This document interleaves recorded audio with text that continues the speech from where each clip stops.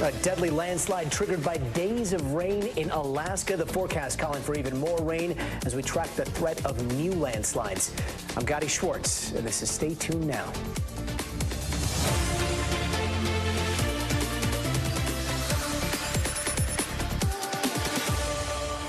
And we start tonight with that disaster declared today by the governor of Alaska after a rare and deadly landslide. Now, mandatory evacuations are happening in the city of Ketchikan, about 300 miles south of Juneau. And now officials are warning about the possibility of a second landslide with more rain in the forecast. Now, this new video tonight shows the path of destruction there, with the landslide taking down trees and power lines.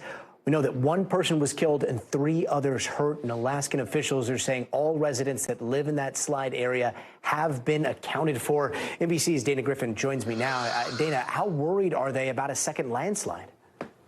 Yeah, Gadi, they are extremely worried because just south of where that land gave way, there's another hillside that they say does not look so great. So they've actually evacuated residents, not only from the first landslide, but just south of that area, because they want to make sure that that area is safe. They actually have state geologists out there trying to see what type of damage could occur if that were to give way. And when you talk about the damage, the mayor described the town of Ketchikan as like a long ribbon. It's 20 miles long, but only 4 blocks deep. So when that land came down, it really impacted the first roadway closest to the set of homes there. The person that died was actually riding in that vehicle. And we saw images of one house that looked like it slid off its foundation. It is now leaning up against another home. So obviously a major concern for homes and businesses in this area. That's why they've evacuated most of the town. There's still about a third of that town they did not evacuate most of the town. They evacuated most of the homes in this particular slide area, but there's about a third of this town that could be at jeopardy of an additional slide. So, Gadi, it is a very, very serious concern there tonight. Yeah, those images are pretty remarkable. I know they get a lot of rain. How common are landslides in that part of Alaska? Yeah, so, Pacific Northwest, anytime you get a lot of rain in a short amount of time, it can inundate the ground, so it's oversaturated, and that could easily cause landslides and mudslides.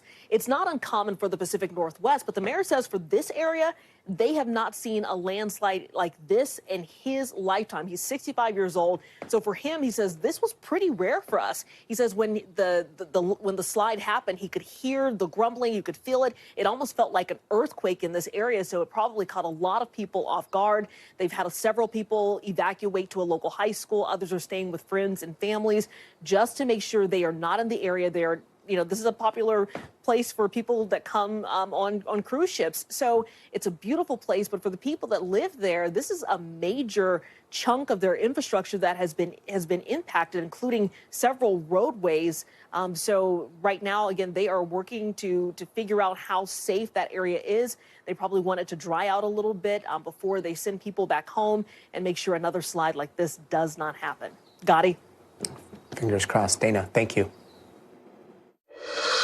Now let's bring in Bill Cairns. Bill, this part of Alaska is getting soaked. So what's the forecast look like with the potential threat of more landslides there?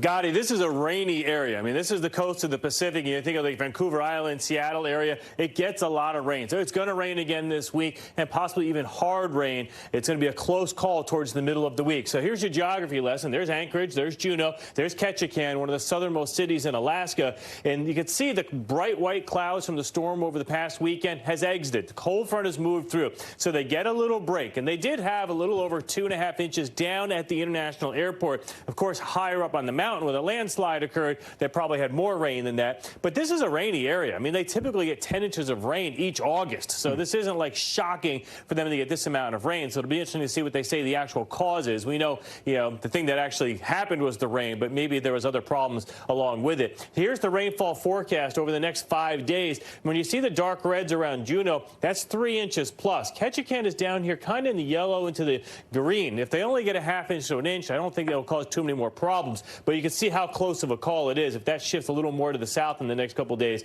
then they would be in for that higher rainfall totals. But, Gadi, when you're in a village and you're looking up at a mountain and you know it can collapse, every time it rains, you're going to be nervous. Yeah, terrifying. Meanwhile, it's the last unofficial week of summer right now, right, as we head into Labor Day weekend. So what can we expect from this last week of summer across the country? Yeah, this summer has been kind of summarized by excessive heat and a lot of thunderstorms, and we're just getting it all. So it's fitting that we're going to end it this way. And we're actually it's happening in areas that weren't, if you asked most Midwesterners if they have a hot summer, they'd say, no, it was all right. It wasn't too bad. It was really the West Coast and East Coast that was crazy hot this summer. But now for the last week here, too, of the, period of August and the first week of September, the Midwest is where it's at. 56 million people under heat advisories or heat warnings, and it's all through the Corn Belt right now, from Iowa heading to northern Illinois. Now portions of Indiana are getting into the mix. It felt like about 111 in Des Moines today. Tomorrow we begin to shift that heat into Chicago, 110, 108 in St. Louis. Some areas are back to school already. We got after-school practices being canceled. Some people are trying to do practices before school in the morning when it's not quite as hot. And then this whole mess of heat, this heat dome, heads over the Ohio Valley by the time we get to Wednesday. Areas like Charleston, Chattanooga, everyone feeling like 100. And then finally on Wednesday, it begins to end on the East Coast. And then it looks like we are going to have an end to this, though. Heat wave breaks for the holiday weekend. That's a great headline. It's still going to be hot enough for the pool, the beach or the lake, but it's not going to be blistering. 80s, 90s, 94. We could deal with this. That's a lot better than the exceptional heat that we're dealing with now, Gadi. And it doesn't look like we're going to have a lot of bad weather for travel either. It's mostly going to be a temperature forecast, and that's great for how many people will be traveling for the Labor Day weekend. Yeah, as long as it's not to Nashville there, 100. Yikes. Bill Karen, Yes. Thank you. And tonight, the big debate showdown between Vice President Kamala Harris and former President Donald Trump may be in big trouble. It was originally going to air on September 10th on ABC, and both sides had agreed to conditions. But here's what Trump said earlier today in Virginia. Do you still plan to participate in the ABC debate? Well, I watched this weekend, and it's the worst of all networks. George Slobodanopoulos and all of the different people. And the worst. When I looked at the hostility of that, I said, why am I doing it? Let's do it with another network. I want to do it. I won because of debates. Ask Biden. Meanwhile, Trump is back in Michigan today, a swing state he won in 2016 but lost in 2020. NBC's Shaq Brewster joins us now from there. Shaq, what can you tell us? Hi there, Gadi. Well, look, throughout the day, we saw former President Trump make various stops, not just in D.C., but also here in Michigan. But the biggest event that he had was a speech that he gave to service members, specifically with the National Guard, an association that lobbies on behalf of the National Guard. And we saw the former president struggle a little bit with wanting to do a campaign event, but also with speaking to a nonpartisan group full of service members, many of them in uniform. And we got a little bit of both from the former president. He went after Nancy Pelosi. He went after Vice President Kamala Harris and Tim Walz. But you also heard him sprinkle in some policy into his speech, talking about wanting to expand the Space Force and create a Space National Guard, talk about foreign policy and wanting to collect more money, or at least have NATO countries spend more money on their military defense if he is elected president. And we also heard him reference what happened 3 years ago today. Of course, when the United States lost 13 service members after that terrorist attack at the Kabul airport in Afghanistan. The former president not only using it as a line of attack against President Biden and Vice President Harris, but you heard him kind of set a proposal of what he would do in connection to that attack if he does make it back to the White House. Listen here. We'll get the resignations of every single senior official who touched the Afghanistan calamity to be on my desk at noon on Inauguration Day. You have to fire people. You have to fire people when they do a bad job. We never fire anybody. You got to fire them. Like on The Apprentice, you fired, you did a lousy job. And he started the day in the D.C. area, visiting Arlington National Cemetery and meeting with some of the family members of those service members who were lost. And I should note that President Biden this morning released a statement along with Vice President Harris. I'll read a little bit from it, where he says the attack was one of deliberate evil, and said, we owe them and their families a sacred debt we will never be able to fully repay, but will never cease working to fulfill. Obviously, that attack top of mind for both the President Biden, and also the former President Donald Trump. Shaq Brewster, thank you. And turning now to the Middle East, where Israel and Hezbollah forces in Lebanon exchanged a series of attacks over the weekend. Israel launched what it called a preemptive strike, while Hezbollah says it fired more than 300 rockets and drones. But a wider conflict seems to have been averted for now. And NBC's Matt Bradley has more. Yeah, you can file this under one of the rare occasions out of the Middle East where the big news is something that didn't happen. What we didn't see was an all-out region-wide war that dragged in Iran and the United States. We didn't see a mass civilian casualty event that killed hundreds of people in either Lebanon or Israel. And this is about 36 hours since a much-anticipated reprisal by Hezbollah across Israel's northern border against Israel. They had blamed Israel, and Israel had taken credit for the assassination of a top Hezbollah official in a suburb of Beirut about a month ago. Now, we knew, everyone knew, and actually Hezbollah had said that they were going to be retaliating, and that retaliation came early yesterday morning, right before dawn. The Israelis, acting on their own intelligence, fired what they're calling a preemptive strike of about 100 different fighter jets that shot down many hundreds of projectiles fired by Hezbollah at military targets both in northern and central Israel. Now, despite that, this was really the biggest outburst of violence that we've seen over the Israeli-Lebanese border in nearly 2 decades. But that actually tamped down tensions, and it looks a little bit counterintuitive, but it was almost a political catharsis because there was so much anticipation about how disastrous this event might become, and instead, both sides have claimed victory, and as I mentioned before, there were very few casualties, no civilian casualties, and very, very little damage. So it looks as though this was the exact kind of face-saving climb down that both sides needed. But the region isn't out of the woods yet. Iran also suffered their own assassination in the Iranian capital of Tehran at about the same date, about a month ago, of a senior Hamas official. Now, the Iranians have also claimed that they will definitely be retaliating against the Israelis. But I spoke with an Israeli senior official yesterday and was told that the Israelis believe that Iran is going to wait to retaliate until they can see whether or not these negotiations to bring a ceasefire and a prisoner exchange or a hostage swap in the Gaza Strip, these hostage negotiations that are currently going on in Cairo, whether or not those are successful. So as long as the diplomats are talking, it looks like the big guns over the Middle East are going to be staying silent, at least for now.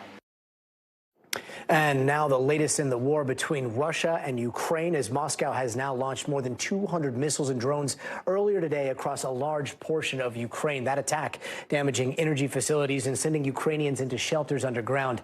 For more, here's NBC News correspondent Aaron McLaughlin. Hey there, we're learning just how hard Ukrainians' air defense was working earlier today. According to Ukrainian officials, Ukraine says it downed 102 of 127 Russian missiles fired at this country today, and 99 of 109 drones. We're hearing reports that those drones were made in Iran. This attack in total killed 4 civilians and injured 19, as well as hitting civilian energy infrastructure. I was just on the phone with a city official there in the capital, Kyiv, who told me that serious damage was done to an electric substation, a missile striking a key dam in the Kyiv region, which led to rolling blackouts throughout the capital. He said that he expects those rolling blackouts to continue until at least tomorrow. The attack unfolded around 8 o'clock this morning here in Kharkiv. Our team woke up to the sounds of multiple explosions, immediately went to the bomb shelter, as did millions of Ukrainians across the country. Metro stations once again turned into safe havens. But what was remarkable is that once this attack was over, ordinary life returned. The cafes were full. People were out enjoying the sunshine, making it very clear that this war has become a part of everyday life here in Ukraine, and that Ukrainians remain resilient. Back to you. Aaron McLaughlin, thank you. And now to some breaking news tonight. Pro wrestling legend Sid Eudy has died after a long battle with cancer, according to his family. Now, known to his fans as Sid Vicious and sometimes Psycho Sid, he was a star at the height of the WrestleMania era in the early 90s and won the WWF Championship twice. His death was confirmed by his family on Facebook, with his son calling his dad a man of strength and kindness He was 63 years old. Here are some of the other headlines we're watching tonight. The assassination task force looking into what happened to former President Trump visited the site of the shooting Trump was almost killed at. And today, lawmakers walked those grounds, saying it was important to see the site up close. While both Democrats and Republicans say they are moving forward with their bipartisan administration, another group is also looking into it as well. And Special Counsel Jack Smith urged a federal appeals court today to reinstate the classified documents case against Donald Trump. Last month, a judge who was appointed by Trump dismissed the charges, saying that Jack Smith's appointment to special counsel violated the Constitution. A spokesperson for the Trump campaign said the dismissal of the case should be upheld. And NBC News has obtained a motion filed by Sean Diddy Combs' legal team to dismiss the lawsuit filed against him by former employee Rodney Jones. According to the suit filed back in February, Combs sexually assaulted, drugged, and threatened Jones for over a year in 2022. Lawyers for Combs say the suit lacks standing and is vague. Combs has denied Jones' allegations. Walmart is recalling almost 10,000 cases of great value apple juice that were found to contain potentially harmful levels of arsenic. Now, the FDA is saying the levels are low enough not to cause any severe health consequences and has not shared reports of anyone getting sick from that juice. And the U.S. Open, the final tennis Grand Slam tournament of the year, kicks off today. This afternoon, all eyes are on Coco Gauff and Novak Djokovic, who are looking to defend their singles titles. For the next 2 weeks, the best tennis players from around the world are going to battle it out for the largest purse in tennis history, a cool $75 million. And some breaking news on the immigration front. A federal judge has just dealt a pretty big blow to one of President Biden's immigration policies that offered a path to citizenship for undocumented immigrants who are married to American citizens. Now, the judge ruling in favor of a legal push from a group of 16 Republican AGs looking to prevent that policy from being implemented. And now a group of immigrants is fighting back. Here's what one of those immigrants told NBC's David Noriega. I've been in this country since second grade. I went to elementary here. I pledged allegiance to the flag. I took an oath to protect the United States Constitution. I am protecting citizens in my city every day.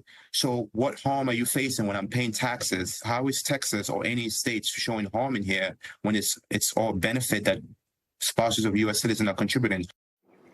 So let's bring in NBC News correspondent David Noriega with the latest. David, this thing called parole in place, what was it before this afternoon and what happens to it now? Yeah, so the way it works is if you're undocumented and you marry a U.S. citizen, you do have a path to a green card and eventually citizenship, but to apply, you have to leave the country, and that's a huge risk because you risk being permanently separated from your family in doing so. What parole in place did was it allowed people to apply for green cards and citizenship without leaving the country, keeping their families together. That's why the administration gave it that name. Now, the government started accepting applications for this program a week ago. Lots of people applied. I've spoken to several people who applied, but now what this judge in Texas has ruled is that for at least 14 days and possibly longer, the federal government cannot grant these applications. So people can still apply, they can still send in the paperwork, and maybe it'll be approved sometime in the future depending on what happens in the court case, but for now the government cannot grant parole in place. I was just on the phone with Fode, who you saw in that video literally a few minutes ago when this news came down. He described it as feeling like a knife to the gut, this feeling like this potential huge change in his life was right in front of them and then was taken away again. And so this is a 14-day stay, and then it goes back to court, I imagine, right? I mean, what happens next? Right. So the judge can extend the 14-day stay. And I would say that given how quickly he issued this stay, this is a Trump-appointed judge in East Texas. The state of Texas filed this case in a division of the Eastern District of Texas where there are two judges, both Trump appointees. So they were guaranteed to get a Trump-appointed judge. He acted very quickly in slapping down this program. Before the federal government could even reply with a briefing in court, he paused it. So I think that's an indication of where he stands on this case. And I think I don't want to predict, but I wouldn't be surprised if he extended the stay for the entire duration of the court case. The big question then is we're going to run into the election. And if we run into the election and former President Trump is once again president, he's likely to rescind this program altogether, in which case it will have barely had a chance to live. What is the legal argument from these 16 AGs that are bringing this? So they say that this program harms the states, the individual states filing the lawsuit and the United States, because Their argument is that undocumented immigrants cost the states money in education and healthcare, and that a program like this draws future unauthorized migration. What the federal government and what these immigrants who intervened in the case are arguing is that they are, by definition, because of who applies for this program, they've lived in the United States for 10 years, they're married to U.S. citizens, often they have U.S. citizen kids, they say that they're taxpayers, they have mortgages, they have jobs, they say they contribute to the economy rather than taking away from it, and therefore they say the states are not going to be able to prove this harm, but that is up to the judge. David Noriega with some breaking news tonight. David, thank you. And coming up, the officer involved in the deadly shooting of Sonya Massey appears in court today. We're going to tell you what came from that. Plus, you have to see this. San Carlos Beach here in California is popular with scuba divers, but they had to make way for hundreds of sea lions, which are taking back their turf. We're talking about so many sea lions that the city of Monterey had to close the beach indefinitely last week. Some sea lion pups and moms were also spotted, and officials are playing it safe, keeping people away for the time being to protect those sea lions. We'll be right back. Hey, welcome back, and here are some of the stories happening out west that we're following right now. Officials say the body of a missing woman has been found in the Colorado River. 33-year-old Chenoa Nickerson was reported missing after a flash flood ripped through Havasu Canyon on Thursday, leaving at least 100 people stranded.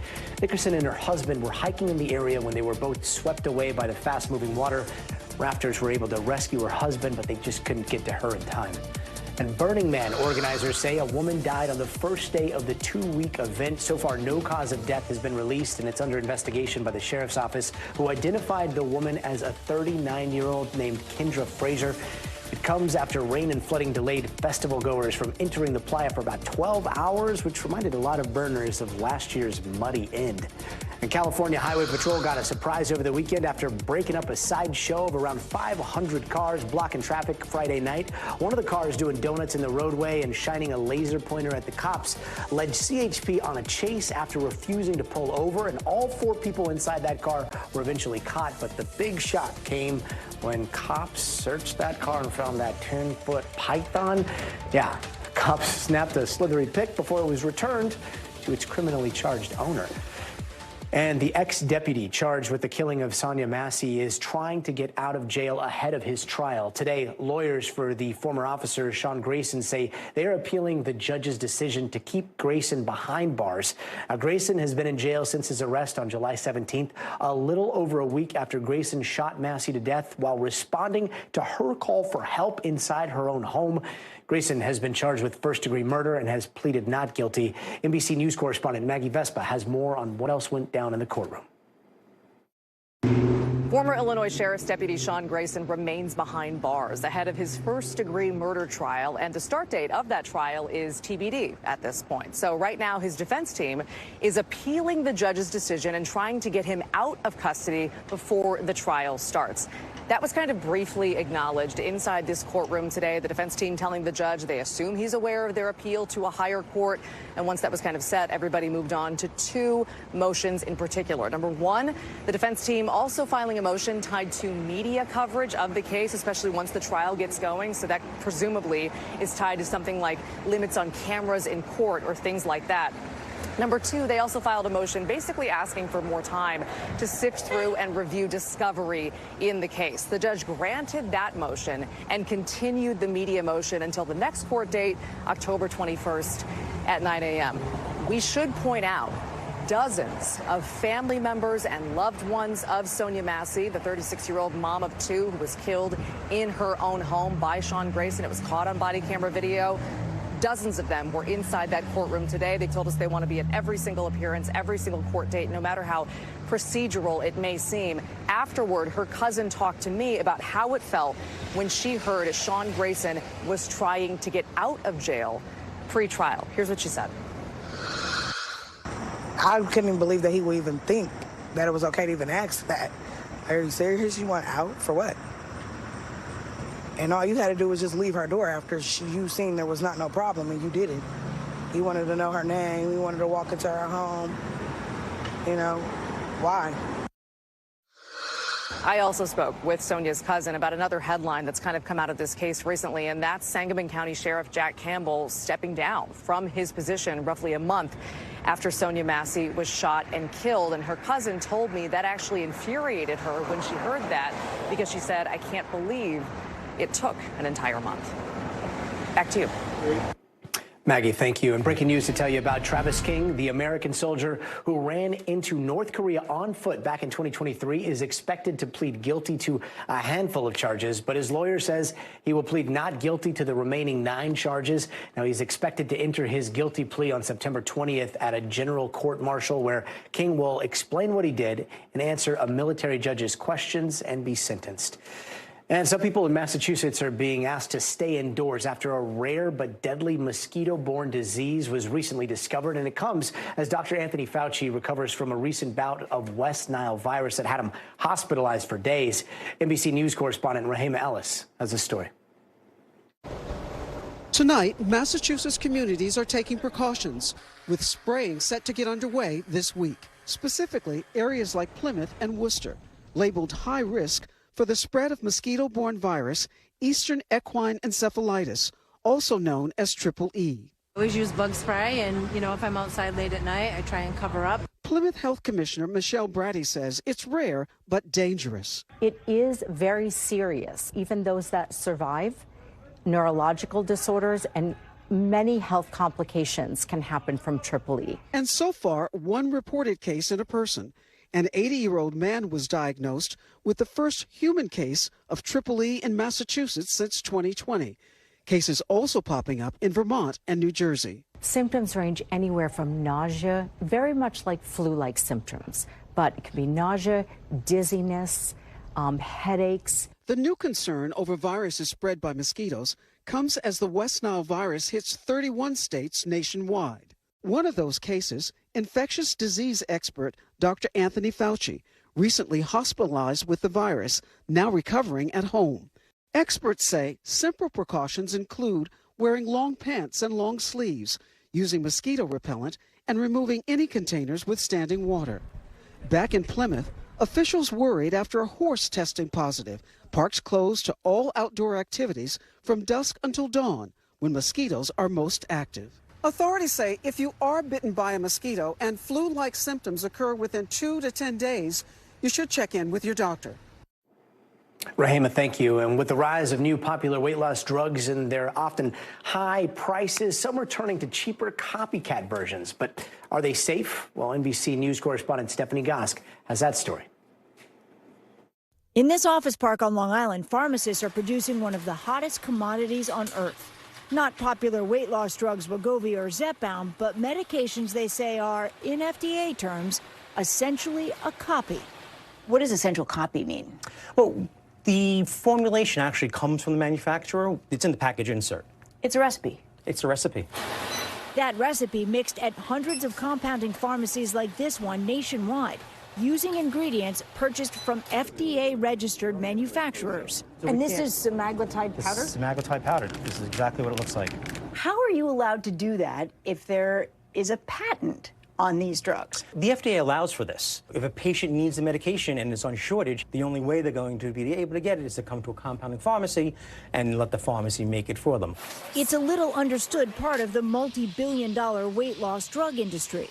Federal law allows state-licensed compounding pharmacies to dispense drugs that are essentially a copy of FDA-approved medications, only to patients with a prescription and only for medications in shortage, which includes Wegovy and Zepbound. Compounding pharmacies often sell them at a steep discount, usually $100 to $400 per month, compared to roughly $1,000 for the name brands without insurance. Elizabeth Kenley needed to lose 50 pounds for a double knee replacement. She struggled to find the brand name drugs in stock and at a price she could afford. How are you doing? So her primary care provider suggested a compounded version. Did you have some questions? I had a lot of questions. I was a little nervous, but I did talk to my doctor about it a lot. And then I went and talked to the compounding pharmacy. And it's working. She's lost about 25 pounds. I've had just mild side effects. Primary care provider Leanne Owens, once a skeptic herself, says she and many of her Duke Health colleagues have come around, but only in certain cases. The thing that makes me most nervous is using unregulated compounding pharmacies that are selling the medication direct to patients without a prescription. You worry about patients who might be buying these medications online or something. Correct. But using a trusted provider who's using a licensed compounding pharmacy is safe. Drug makers Novo Nordisk and Eli Lilly strongly oppose the practice. In statements to NBC News, they stressed that compounded drugs lack the same regulatory oversight as FDA-approved medicines and can pose significant safety and effectiveness risks to patients. For patients like Kenley, there's another risk. It could be taken away tomorrow. If there's no longer a shortage, then we wouldn't be able to access this medication through the compounding pharmacy, which is scary. Because there's no other option. There are no other options. And this option clearly works for people. It's life-changing. Stephanie Goss, thank you. And we've got much more news to get to this hour. Up next, the search for tourists in Iceland who were inside an ice cave when it collapsed over the weekend. We've got the details straight ahead. Hey, welcome back. Let's take a quick look around the world. German prosecutors say a deadly knife attack is now being treated as an act of terrorism, with ISIS taking responsibility. And police say the suspect, a Syrian man, killed 3 people and hurt 8 others at a local festival in western Germany on Friday. He was arrested over the weekend after police say he surrendered wearing blood-stained clothing. And a search for survivors has been called off after an ice cave collapsed in Iceland. Authorities say 1 person was killed and another was hurt, and many on the tour did not speak each other's languages, which made the aftermath of the collapse even scarier and more chaotic. And a manslaughter investigation has started in that deadly yacht disaster in Italy. The $40 million vessel sunk last week, killing British tech billionaire Michael Lynch and 6 others, including his teenage daughter. An Italian prosecutor has singled out the yacht's captain as someone who could be responsible, since he left the sinking boat while some passengers were still on board. Officials say the boat was hit by a waterspout in a storm. And a top Venezuelan election official says there is no proof that Nicolas Maduro won last month's election. The official also says he failed the country by declaring Maduro the winner without asking for any evidence, and is asking for the public's forgiveness. And turning now to the arrest of the founder and CEO of the messaging app Telegram, with French authorities now detaining him for being, quote, complicit in the spread of child pornography on that platform. NBC foreign correspondent Megan Fitzgerald reports. Tonight, Telegram CEO Pavel Durov in custody for alleged offenses related to his widely popular private messaging and social media app. The 39-year-old billionaire, dubbed Russia's Mark Zuckerberg, arrested shortly after landing in France Saturday night. The Paris prosecutor's office says the arrest is part of a larger investigation related to complicity in illegal transactions and possessing and distributing child pornography. Telegram, which the company says is used by more than 900 million people, is popular for its group chat feature and for the ability to follow and comment on individual channels or accounts. But the app's focus on free speech has also made it an appealing online home for fringe groups. It's where the FBI says the far-right group, the Proud Boys, organized themselves in the lead-up to the January 6th attack on the Capitol, and where the Islamic State has coordinated and spread propaganda.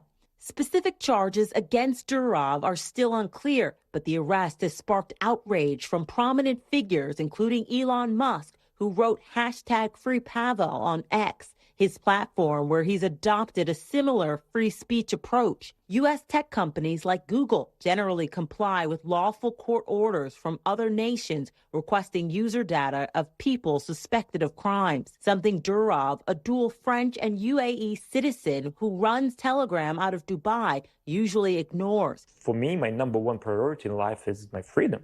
Even admitting in a rare interview with right-wing media personality Tucker Carlson. It's not that we don't care, but we think it's important to have this platform that is neutral to all voices.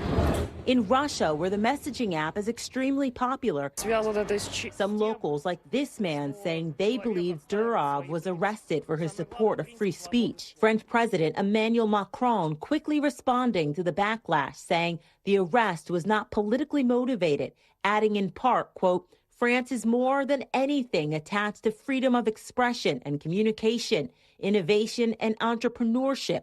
It will remain so. In a statement, Telegram saying Durov has nothing to hide and that it is absurd to claim that a platform or its owner are responsible for abuse of that platform.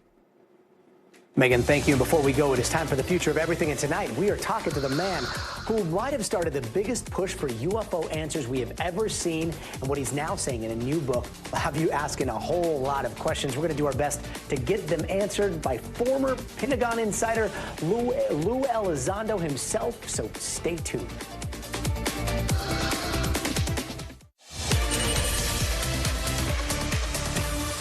And tonight in the future of everything, by now, if you see this video, you know exactly what people are going to start talking about, UFOs, and that is what this new book is all about, imminent, inside the Pentagon's hunt for UFOs. But what you might not know is the guy who wrote this book is actually the guy behind those videos being declassified and released for the world to see. Luis Elizondo is a former high-ranking DOD insider who was so frustrated with what he says or attempts to cover up information about UFOs that he was the one who was working behind the scenes to get those images to the public in 2017. And in this new book, he's got stories that will make those videos look like nothing. And Luis Elizondo joins us now. Lou, thank you so much for being with us. You and I have been talking about this for years, and I got to say, our audience is pretty far ahead of the curve, so we can jump straight in. But there is a lot in this book that like immediately raised my eyebrows. Like, you never told me that you were trained as a remote viewer. That's like men who stare at goat-style, psychically trained spy stuff, right? Well, you know, it certainly seems that way, but in reality, the U.S. government has a long history and affinity with basically any type of capability to spy or get the advantage on our adversaries. And remote viewing was actually started by one of my colleagues, Dr. Hal Puthoff, back in the late 60s and early 70s, using at the time, Stanford University with the CIA to actually create a psychic espionage program called Stargate. Had other names as well before, but Stargate is perhaps the most famous name of that program. And Lou, Stargate got shut down, and yet in your book you say that other countries are probably still using some of these psychic abilities, I guess for a lack of a better word there, and some of our trained soldiers, including you, were also are possibly using them. Is that correct? Yeah, I mean, let's face it. Even today in law enforcement, I know it sounds kind of kooky, but psychics have been used to a great deal of success. I think the issue, the rub here, is that when people say, you know, psychic espionage and whatnot, they think of the woo factor. But in reality, a lot of scientists now believe that capability is really part of the human consciousness, the brain aspect, which is maybe tied to quantum mechanics and frankly, quantum entanglement. So we may not be talking about really anything science fiction, but really just advanced science fact. I don't want to eat into the time on UFOs because that's also possibly the biggest existential question ever. In your book, you say you could write a book about remote viewing. So we're going to circle back. We'll have you on just to talk about all that. But let's just jump straight into some of the biggest things that stuck out from this book. You say one of the first conversations you had with Hal, you were told that Roswell was real and it was covered up, and there were 4 non-human bodies recovered from that crash. So if that happened, where are the bodies? Where is the craft? And how many more bodies and crafts do you think the government has? Yeah, that's a great question. So the bodies were taken initially to a military installation, and then from there, it gets a little murky. We also, a lot of people don't know that there were actually 2 crashes initially in 2 events that occurred in Roswell. And to put this on a very quick backdrop, Roswell is where we located our B-29 bombers that were specifically outfitted right after we dropped the bombs on Hiroshima and Nagasaki to carry an atom bomb. And it was one of the only air bases, frankly, in the world at the time where these aircraft were stationed. And we know that UAP have had an affinity both to our nuclear capabilities and our military capabilities. I'm from New Mexico, so I grew up with this lore. And in your book, you kind of talk about the possibility that, you know, maybe these crashes were happening in New Mexico because of the beginning of the dawn of the nuclear age and EMP pulses, and maybe that messed with the craft. Is that right? Yeah, so the current theory is that we were testing a particular device out there, and it happened to interfere with the propulsion units of these UAP. And again, I know it sounds crazy, but it appears that is exactly what happened. And the U.S. government, as a result, was able to recover one of these vehicles and hide it away. Now, so much of this tracks with what David Grush testified to in front of Congress. Everybody was watching that. But then when we pressed him on specifics, other people have pressed him on specifics, he always says he can't provide them because they are classified, in Roswell in particular. But your book, you also had to go through a year-long DOD review process. But like, I got to ask, why didn't they redact the Roswell stuff or a lot of the other specifics from your book? Yeah, you know, Gadi, can't tell you. That's one of the reasons why I wrote the book, really, because once you write something, it becomes indelible, becomes part of the record. And I knew that because I hold a current security clearance, I'd have to go through the official review process, which almost took a year. That's a pretty long time. And even then, when I got the book back, there's still redactions. In fact, if you look at the book now, you will see blacked out areas that the government was not very happy with me discussing. And so they thought it was too sensitive. But David Grush, I can tell you for a fact, he is 100% legitimate. I actually worked with him. I can't say specifically where, but we were colleagues. And what he is telling the American people is only a fraction of what he actually knows. Speaking of the Pentagon not being happy with some of the stuff that you've been talking about, the Pentagon has said they've looked into crash retrievals and under the office that they have right now, and they've found no substantiated evidence of any of this existing. When you see those statements coming out from the DOD right now, what's your reaction? My statement is try harder. The bottom line is we know they're there. And we also know that the Pentagon never lies, right? Except for Pentagon Papers and Iran-Contra, and, you know, the list goes on and on. The bottom line is that the U.S. government is very well aware of this since the end of the 40s and even during the 1940s, during World War II with the Foo Fighters, where our Allied pilots were actually encountering UFOs while in combat. So this is nothing new for the U.S. government. And people look at our program, ATIP and OSAP, and they say, oh, well, that's the first program. It wasn't. There's a long succession of UFO programs, officially sanctioned UFO programs that the government has been involved with for decades. And I think that's something the American people should know.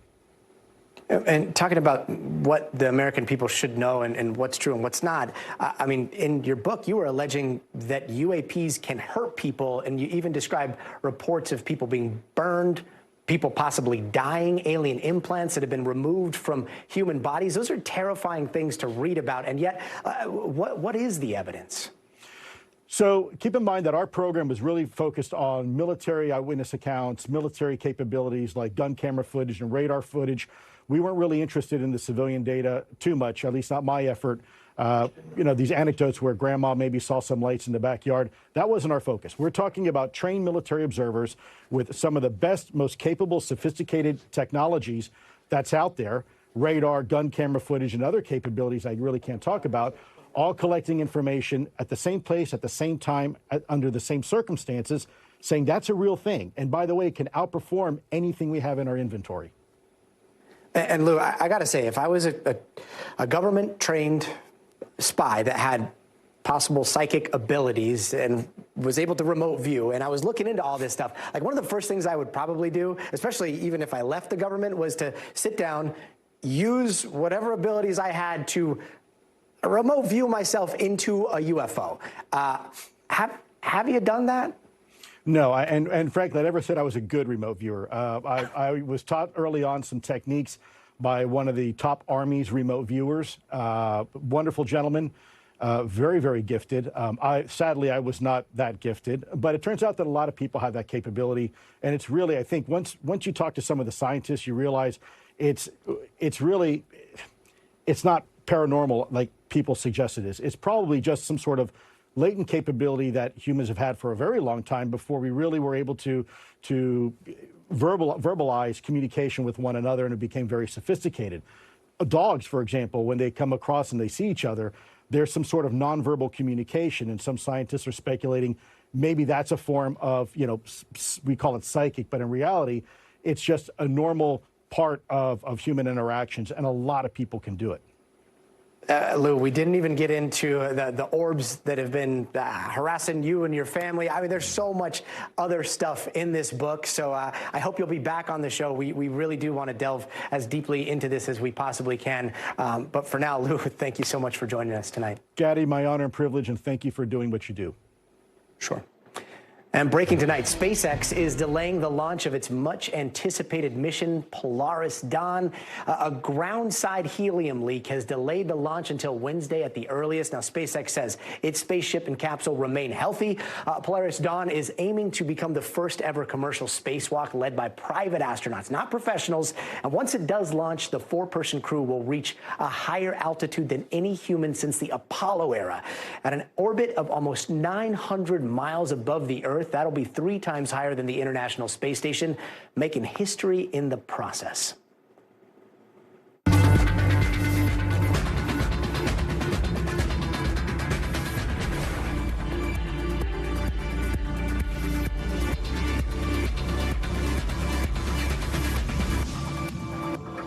Joining us now is retired NASA astronaut Eileen Collins. Thank you so much for being with us. That video, I got to say, I mean, those spacesuits, no launch tomorrow is planned, but can we talk about those new spacesuits? How do they compare to NASA suits?